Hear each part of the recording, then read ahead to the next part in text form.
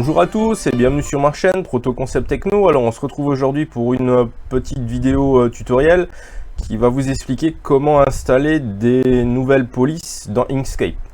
En effet, si vous voulez créer des logos, vous n'êtes comme moi pas professionnel, que vous utilisez donc Inkscape qui est un logiciel gratuit, eh bien une des pistes de travail ça va être d'utiliser des polices d'écriture on va dire originales.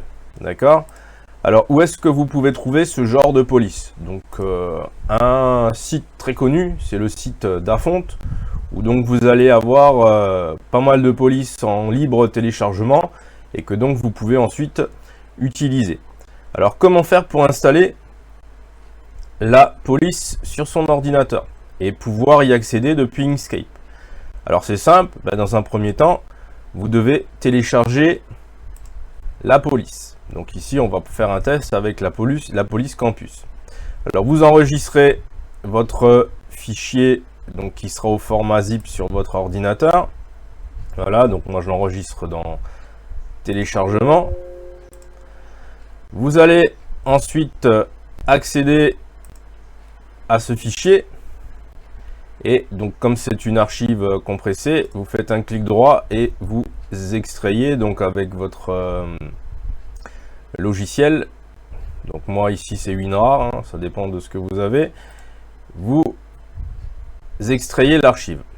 Donc vous vous retrouvez avec un dossier dans lequel vous avez un fichier .ttf. Et en fait c'est ce fichier là qu'il faut maintenant intégrer dans Windows. Alors comment je fais pour intégrer ce fichier dans Windows et qu'il soit rendu accessible par tous les logiciels qui sont installés sur ma machine? Je fais un clic droit sur le fichier TTF. Et donc là, il faut bien faire attention, vous avez deux options. La première option, c'est installer. Et la deuxième option, c'est installer pour tous les ordinateurs. Alors, si vous faites installer, vous allez par exemple, alors j'ai fait un test tout à l'heure, hein, vous allez par exemple avoir la police qui va être accessible depuis Office, donc Word par exemple, mais elle ne sera pas accessible dans Inkscape. Donc si vous voulez rendre la police accessible dans Inkscape, il faut faire installer pour tous les utilisateurs. Voilà, ça prend quelques secondes. Et là maintenant, alors comme j'avais déjà Inkscape ouvert, il faut que je le ferme et que je le relance pour que les nouveaux paramètres soient pris en compte. Voilà, donc on attend que Inkscape redémarre, s'il veut bien. On se retrouve dans Inkscape. Alors, on est en train de tester la police campus. Voilà.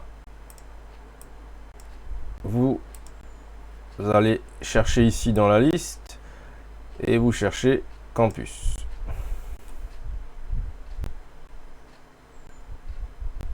Elle est ici. Voilà. Donc, on l'agrandit.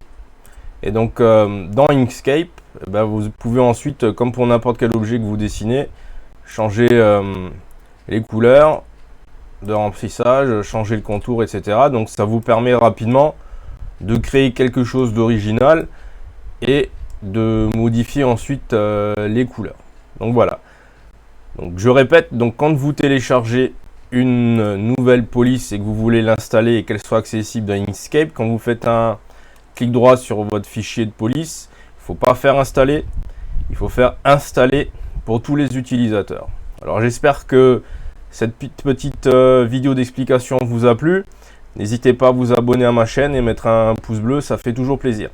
Et je vous dis à bientôt pour une prochaine vidéo. Bye!